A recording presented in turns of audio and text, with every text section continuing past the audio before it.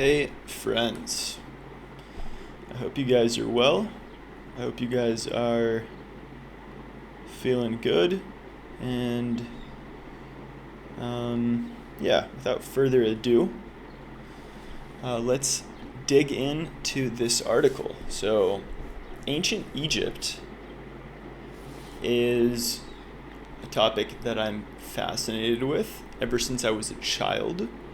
I had an old D&K children's book of Egypt, and it had a lot of amazing, or what I thought at the time was amazing, illustrations, including hieroglyphics, images of the embalming of ancient mummies, the whole idea about the Book of the Dead and the process that a pharaoh would need to go through in order to get to the afterlife, including weighing his heart, and a lot of other interesting facets of the Egyptian religion. It seemed to me wondrous, imaginative. Again, I'm using this word amazing. I was amazed by it. So without further ado, ancient Egypt. And I'm going to also say this is a semi-protected article. So, ancient Egypt was a cradle of civilization concentrated along the lower reaches of the Nile River in northeast Africa.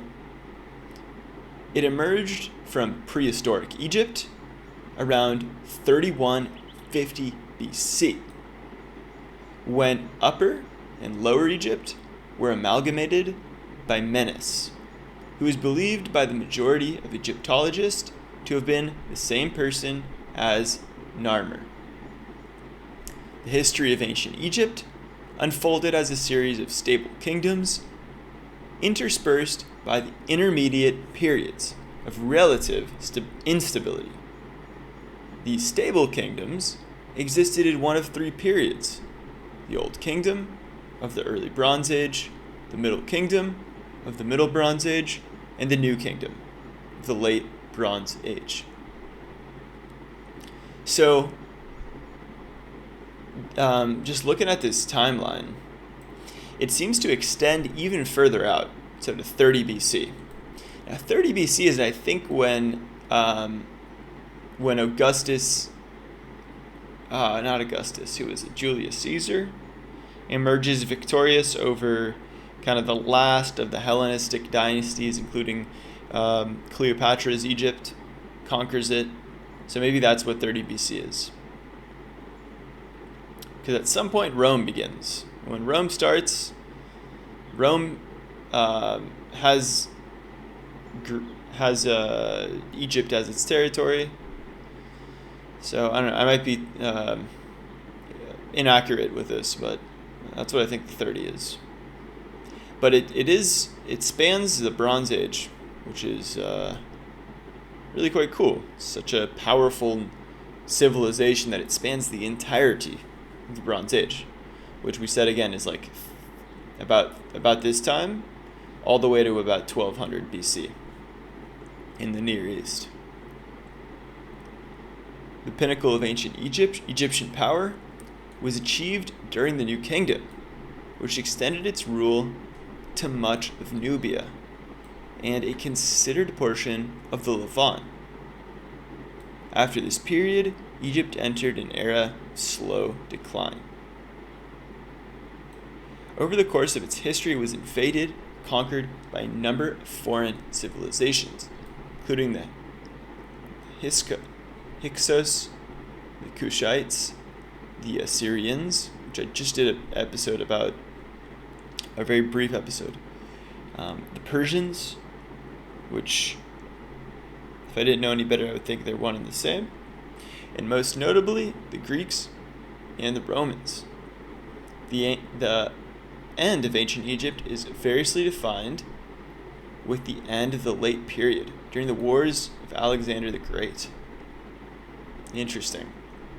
So Alexander the Great, at about this time, flash in the pan, sort of conquers the Near East, and sets up, after his death, what we see here, the Hellenistic period with Ptolemy. So let's see. So during the War of Alexander the Great in 3032 BC, or with the end of the Greek-ruled Ptolemaic kingdom. During the Roman conquest of Egypt. So let's do the sentence again, sorry.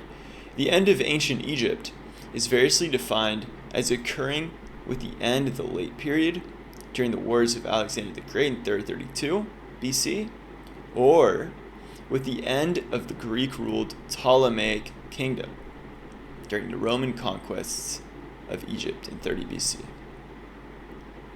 You can hover over this. Octavian is aka Augustus, first proper emperor of Rome.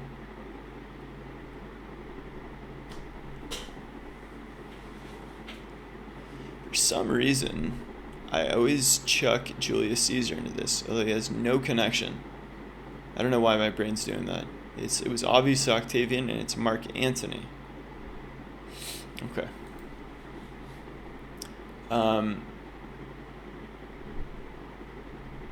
In AD 642, the Arab conquest of Egypt brought an end to the region's millennium-long Greco-Roman period. The success of ancient Egyptian civilization, came partly from its ability to adapt to the Nile's conditions for agriculture, the predictable flooding of the Nile, and controlled irrigation of fertile valley produced surplus crops, which supported a more dense population, thereby substantial social and cultural development. With resources to spare, the administration sponsored the mineral exploitation of the valley and its surrounding desert region, the early development of an independent writing system, the organization of collective construction and agricultural projects, trade with other civilizations, and a military to assert Egyptian dominance through the Near East. Motivating and organizing these activities was a bureaucracy of elite scribes, religious leaders, and administrators under the control of the reigning pharaoh, who ensured the cooperation and unity of the Egyptian people in the context of an elaborate system of religious beliefs. I'm just curious if this is a good article or if it has any. It doesn't. I'd be keen to read this one.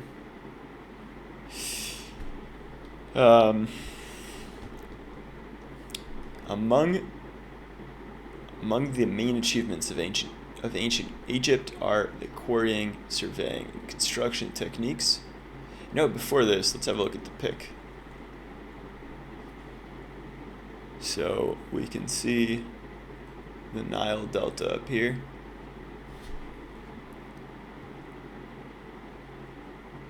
This, of course, is modern-day Israel, the Dead Sea. Gaza's right here, Rafah, Sinai Peninsula, and then we're moving into Egypt, which of course is centered around this this river that is a source of fresh water in this otherwise desolate area. Thebes, Luxor. So there's Upper Egypt and Lower Egypt. Interesting. So the northern one is considered lower because maybe it's the elevation. So upper is, I guess, higher up in the mountains.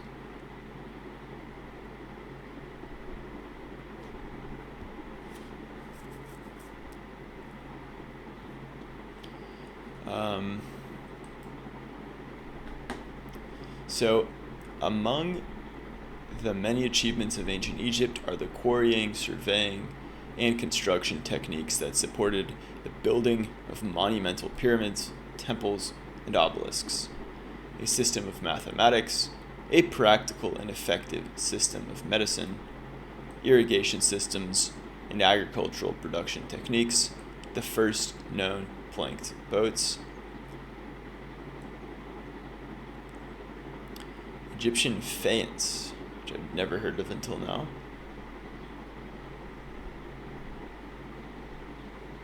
And glass technology. New forms of literature. The earliest known peace treaty with the Hittites, which I also did a recent episode about. So, and the earliest known peace treaty, which was ratified with the Anatolia-based Hittite Empire. Its art and architecture were widely copied, and its antiquities were carried off to be studied, admired, and coveted in the far corners of the world. That is quite a peculiar thing, that in the modern era there's just so much loot, so many cultural artifacts from ancient Egypt spread across the world.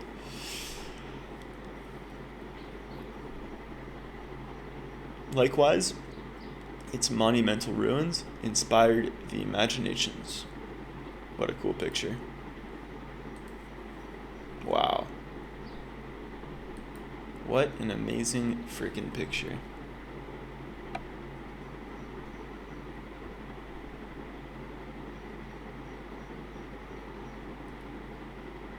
I don't know, I'm sorry folks, but this is really cool. The finding of Moses, there he is.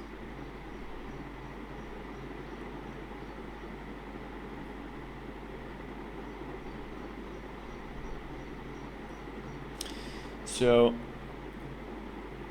likewise, its monumental ruins inspired imaginations. I mean, up until this day, sorry that I'm just going to rant for a second. Up until this day, there's so much hype, curiosity about the pyramids, the Great Pyramids. It is such a hot topic, even though it was literally built, I think it's in the Old Kingdom. The pyramid builders, yeah. So it's like the Bronze Age, like deep in the Bronze Age, and it's just such an insane structure that it truly has like captured, the imagination of the world. So newfound European and Egyptian respect for antiquities and excavation that began in earnest in the early modern period has led to much scientific investigation of ancient Egypt and its society, with a greater appreciation of its cultural legacy. Let's have a look at this. So basically we can see